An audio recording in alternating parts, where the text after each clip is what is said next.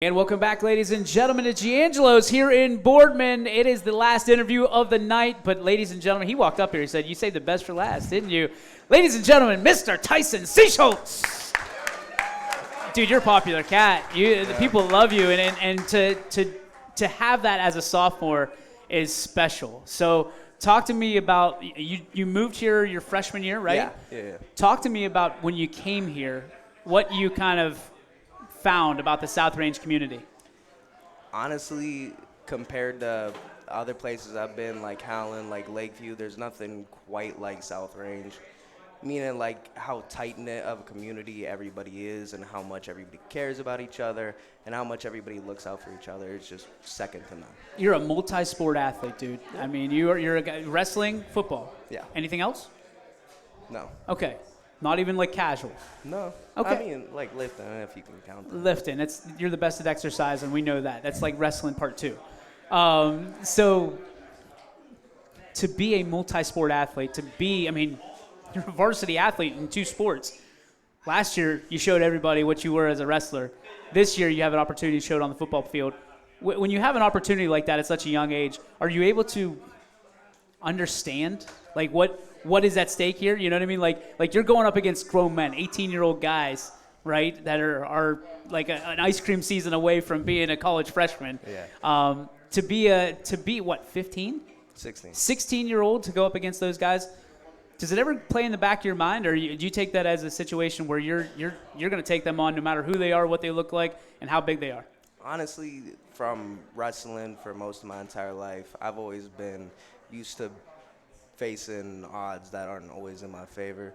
So when age, height, weight come into play, it doesn't bother me at all. I mean, I'd be remiss if I didn't ask this question from a guy that you might know, Chris Colucci, that every time he gets to drop a wrestling analogy, he does. Why are wrestlers so much better at football than especially on the line, than people that don't? Honestly, a lot of it is the Relentless? relentlessness. Easy for us to say, right? Yeah. And the hand fighting. Both of those two translate so well to getting sacks, getting tackles for loss, everything. So it really helps out a ton. What's the training like differently from wrestling to football? The conditioning? That's it? Yeah. I mean, a wrestling practice is just all straight conditioning, start to finish. And at football, you kind of have to look forward to it at the end of practice. So it's a little different. So wrestling, it's like part of your training, Yeah. and football, it's kind of punishment. Yeah. I can get it. I understand it. Coach knows. He knows all about it. Talk to me about, you're getting it done on the field. Off the field, what are the things that you like to do from a subject-wise in school? Like, what are subjects that really get you excited? I'm pretty big science guy. That's the only class I look forward to. English is all right, but science is what I really like. What is it about science that you like? Math is easy. I get it better than any other of my core subjects, so it just comes to me naturally. Now, you've only been here for a couple of years, technically, right? You're in your second year-ish. Yeah. Who are some of the people in that school that have made an influence on you? Well, you mentioned them earlier. Chris Colucci, he was kind of like a big brother to me my whole freshman year, especially on and off the field. I was always at his house, always with his parents, so he made it a lot easier. And I think we mentioned him earlier tonight. Guys like Gaz, who have been kind of like a mentor for me on the line, have really made me change levels in my overall game. So You have an awesome family, right? Yeah. A guy that loves to be around his family. And I had the pleasure of meeting your dad, I believe, earlier this year at Colucci's graduation, as a matter of fact. What does family mean to you, and why? It's the most important thing in my whole life. You know what I mean? I would not be anything without my parents, and especially without my dad. Talk to me about your parents. So what's the one thing that your dad has character-wise that you really, really appreciate and would like to have that kind of in your own repertoire? A lot of it is just quality time. I can't count the amount of hours we spent in the car together, going from Cleveland to Toledo, all the way down to West Virginia for wrestling tournaments, for practices, for everything. So it just makes that much more of a difference in my life. And what about Mama Bear? She's always home, and she's always there to like comfort me, always there to be there for me emotionally and support me in any way that she can. Siblings?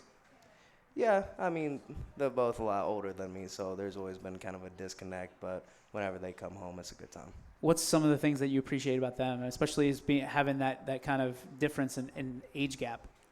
They're just fun people to hang out with, you know what I mean? There's such a difference, but as I've gotten older, they're just easy people to talk to. So I think everybody wants to know what you want to do when you get older. I mean, you obviously, you're a great wrestler, you're a great football player that I think is going to be unbelievable by the time you graduate.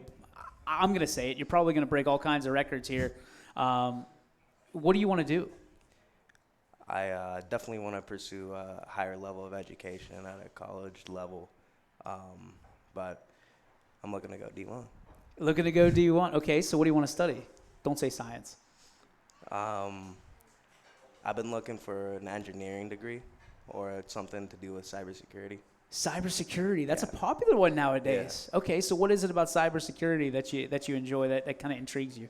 Well, my cousin Lauren slowly started to get me into it because she did it at Kent.